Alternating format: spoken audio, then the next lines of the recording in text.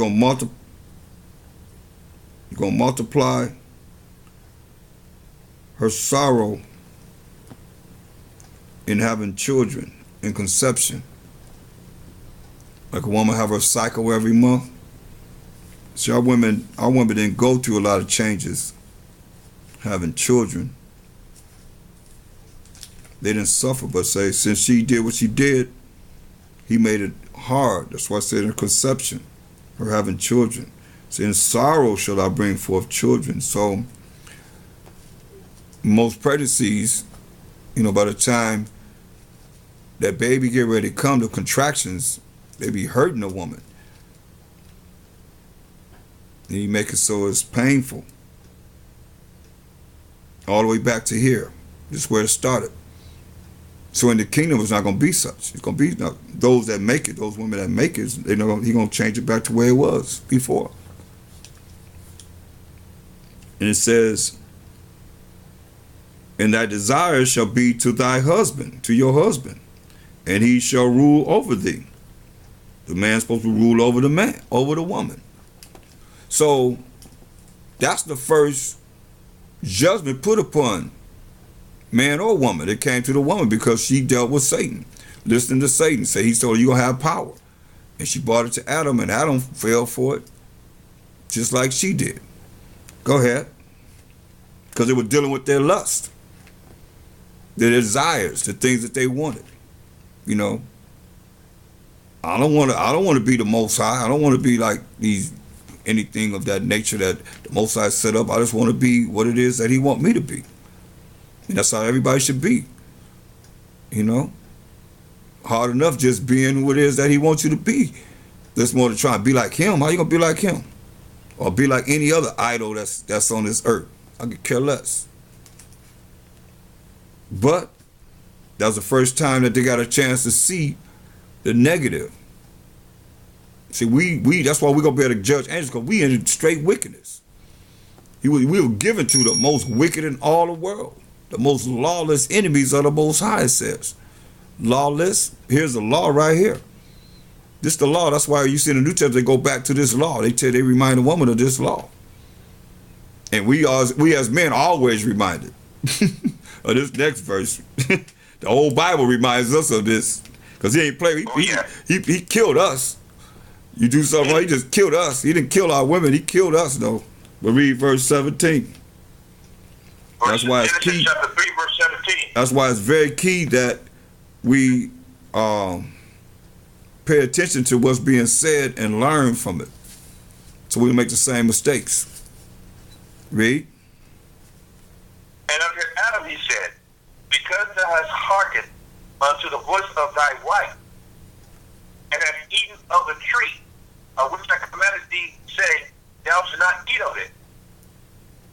Cursed is the ground for thy sake, and sorrow shalt thou eat of it all the days of thy life. Right. So the first thing the Most High told Adam, the man, that he put his law, such commandments in. Said, because you listen, hearken mean listen unto the voice of your wife, and has done something that's evil, eating of the tree of which I commanded thee, saying, thou shalt not eat of it. And he told them the day that they eat of it, they're going to be cursed. And they would not live a day. That's why a day to the Most High is 1,000 years, tells us in 2 Peter 3:8. And they only live 900 some odd years, which is a long time for us thinking about it now, but nobody lived a day. No one. So he said he cursed the ground, saying, sorrow shall you eat of it all the days of thy life. That's the curse that befell us. Here we are now, we have to come to grips with what the Most High brought about from the beginning. That's why it's all about love, but true love. Love, first and foremost, of keeping of the commandments of the Most High. Because how do love work if you're not keeping the laws of the statute commandments of the Most High? That's why it's amazing to me how anyone that's dealing with anyone in marriage, and one keep the laws of the Most High and one doesn't, how do you gel that together to be one? When it tells you in 1 Corinthians 1:10, as the Spirit brought out, that we all must speak the same things. No division. That's division right there. But we all got to speak the same thing. It's how you gonna be one. Say you're gonna be one flesh. How you one flesh if you're not in the same mindset? How do you do that? It's not possible.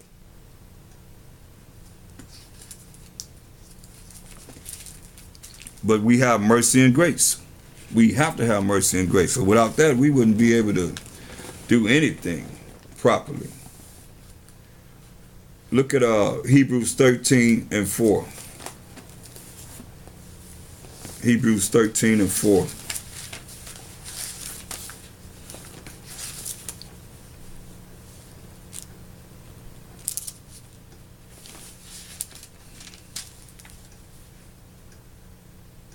Hebrews chapter 13, verse 4. Marriage is honorable in all, and the bed undefiled. That's right. But whoremongers and adulterers the Most High will judge. That's right. It says marriage is honorable in all, and the bed undefiled. But whoremongers, a whoremonger is someone that just sleep around with anybody and everybody and not committed to a relationship of marriage. And adulterers, men going with other married women, women that's married going outside of her husband and dealing with other men. That's why it's very important.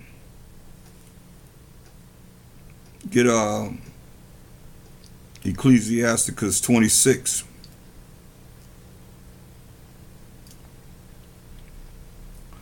Read verse 19 and 20. Ecclesiasticus chapter 26, verse 19. My son, keep the flower of thy age sound, and give not thy strength to strangers. Right, it says, my son, keep the flower of thy age sound, meaning hold back, hold on to your manhood, and give not thy strength to strangers, meaning you ain't supposed to be going with these other nations. Read, you're gonna bring it on home. Read.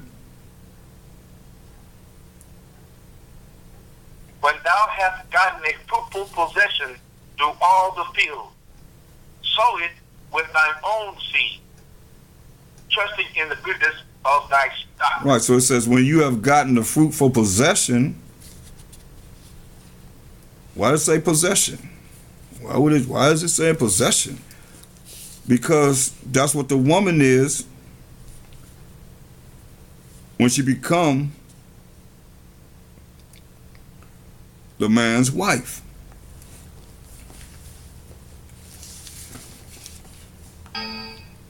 So, read that again.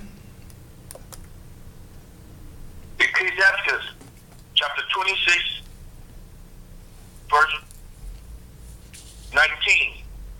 My son, keep the flower of thy age sound, and give not thy strength to strangers. When thou hast gotten a fruitful possession through all the field, sow it with thy own seed, trusting in the goodness of thy stock. Right. So it says, when you've gotten a fruitful possession, I mean a woman that's fertile, through all the field, which is the world, it says, sow it with thine own seed. That's your sperm of compilation. Trust in goodness of thy stock. So let's prove that this possession is talking about a woman. Ecclesiasticus 36 and 24.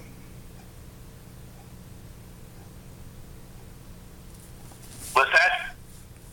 Ecclesiasticus 36 and 24. Ecclesiasticus chapter 36, verse 24. He that getteth a wife getteth a possession, a help like unto himself, and a pillar of rest. Right, so he that getteth a wife beginneth a possession a help like unto himself. So that's why I say the world is kind of like really like backwards of what the scriptures say. Because when a woman gets a man, she gets a help like unto herself. They help her. It's saying, but it's a help like unto himself. But whatever he's doing, she's got to back what he's doing up. But now this world, we be teaching, brothers be listening, locking into the truth. The woman come on, let's go. And what they do, just go just like right behind her and leave from hearing the truth. Following behind that woman. And it's all in love. We're not talking about, because everything got to be done in love, true sincerity. Treating her just like you would have someone treat you in love. So when you get a wife, you begin a possession. It's not something that you can look at any kind of way but what you see here written in the scripture. If you love the Most High, because he said holy men wrote as they were moved by the Holy Spirit. He that getteth a wife beginneth possession, a help like unto himself, and a pillar of rest. So that means you're supposed to get a woman that's going to give you peace. I think rest, a pillar of rest. You lay on your pillow at night, you sleep well, right? It's a pillar of rest. But read on. Where no hedge is, there is the possession. Where no hedge is, there the possession is spoiled. Right, so that means if you don't have some kind of boundaries, some kind of security around her to kind of like have her, know you could do this, you can't do that. Remember, her desire is to be toward her husband. Her husband's supposed to rule over her. So if you don't have no hedge around her to tell her what she can do, what she can't do, even if it's for her own security, the possession is spoiled. What's spoiled? Some other man come and rob her away from you. Like that brother went off when I said, hey, he talking about the Most High is all love. I said, you ain't all love. He went off when I said another man take your woman. He went crazy. He went insane. He just flipped out then. But he said he'd love to do that with rape her before he said that. Before he start going off. Get out of here, man. You got to be out of your mind. They said, but with no hedges, there the possession is spoiled.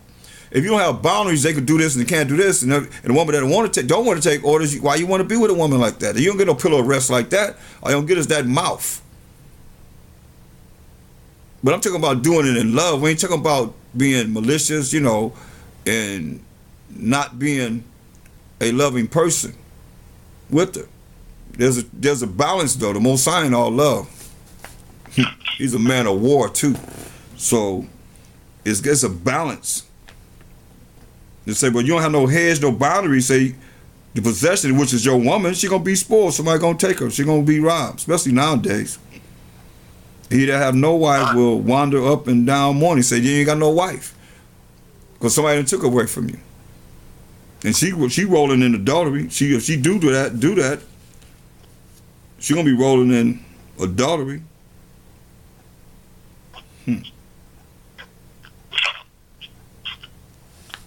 Because that's off. Go back to Ecclesiasticus 26. Read verse 20 again. Ecclesiasticus chapter 26, verse 20. When thou hast gotten a fruitful possession through all the field, sow it with thine own seed. So if you get a fruitful a woman that's very fruitful, she's able to bear children through all the world. That's a blessing. Because every time you lay down with a woman, she don't get pregnant. But if you got a fruitful woman through all the world, say, sow it with thine own seed, with your own sperm. Trusted in the goodness of thy stock, the goodness of where you came from. The stock that you came from your daddy, his daddy. Because that's basically what it's talking about, and that's what you got to look at. Now what does it say? Read. So thy race, second, trusting in the goodness of thy stock. So thy race which thou leavest shall be magnified, having the confidence of their good descent. Right. Because it says, so thy race, which is your tribe, one of the 12 tribes of Israel, which thou leavest shall be magnified, having the confidence of their good descent. Having the confidence of your good descent, who you came from, your lineage.